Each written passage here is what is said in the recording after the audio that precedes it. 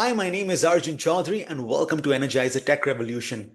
Some of this week's top stories in energy transition were: firstly, China makes thorium-based nuclear energy breakthrough using past US work.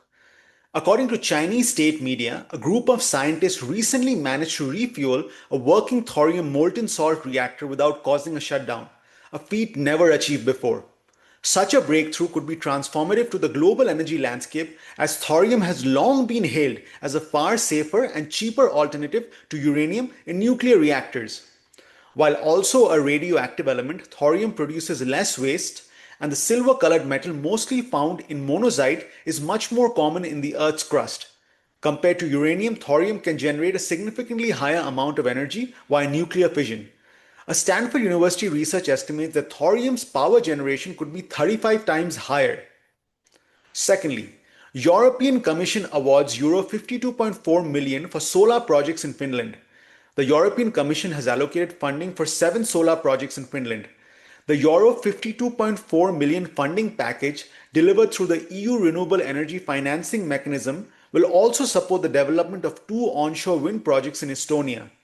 Together, the 9 projects have a combined capacity of 445.65 megawatt and are expected to be commissioned between 2027 and 2028.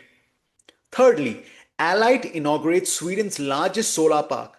Swedish independent power producer Allight has completed a 64 megawatt solar project near Stockholm. The site in Hallstavik is now the largest PV facility in the country. Next, Chile inaugurates largest standalone battery energy storage project. Developer Atlas Renewable Energy has inaugurated the 800 megawatt hour battery energy storage system plant in Maria Elena commune in the Antofagasta region. Next, maritime energy infrastructure firm Hog Evi and Wärtsilä Gas Solutions have completed development of the world's first floating ammonia to hydrogen cracker facility in Norway. The focus of the technology is improving the ability of import terminals to produce hydrogen from transport ammonia at an industrial scale. Next, Total Energies and OQEP commence construction of Marsa LNG plant in Oman. This facility, with an expected production capacity of 1 million tons of LNG per annum, has begun construction 1 year after the final investment decision. Next, Bruce Power and Siemens Energy extend master service agreement to advance Ontario's clean energy future.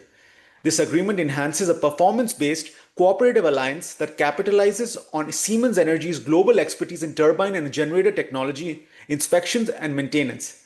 The partnership is designed to drive operational efficiency, provide long-term cost certainty, and optimize resource capacity. Next, Vietnam's solar module producer Boviet Solar opens solar production facility in North Carolina. The US $294 million Greenville, North Carolina manufacturing plant will produce Boviet's Gamma series monofacial and Vega series bifacial photovoltaic modules for residential, commercial, industrial, and utility customers. Founded 12 years ago in Vietnam, Boviet Solar has expanded globally and ascended into a Bloomberg NEF Tier 1 ranked solar module manufacturer. Next, GE Vernova to supply high voltage equipment for renewable energy corridors in India. GE Vernova has been selected by Power Grid Corporation of India to supply more than 70 extra high voltage transformers and shunt reactors for major transmission projects across India. The 765 kilowatt class equipment will support infrastructure for renewable power evacuation under India's tariff-based competitive bidding framework. Next, France Engie buys 54 megawatt ready-to-build wind project Merini in eastern Romania. The Merini wind farm is projected to generate 180 gigawatt hour of electricity annually, enough to supply approximately 90,000 households or power around 20 medium-sized data centers. Next, Axpo and EDF Renewables Hellas have signed a short-term power purchase agreement for the purchase of electricity from 2 EDF solar power plants in the Viotia region of Greece. Built in 2023, the 2 EDF Renewables power plants, Scala Corinus and Lotsa, have an installed capacity of 102 megawatt. Under the agreement, Axpo will buy the entire combined output from the plants.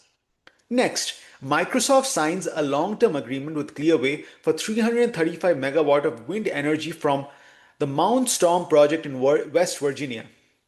And lastly, Meta has signed deals with clean energy firm Sunracer Renewables LLC to buy environmental attributes from two of its solar projects in Texas with a combined capacity of 200 megawatt of alternating current.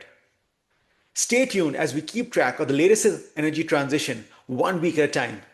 And remember, a greener future is in our hands. I'm Arjun Chaudhary.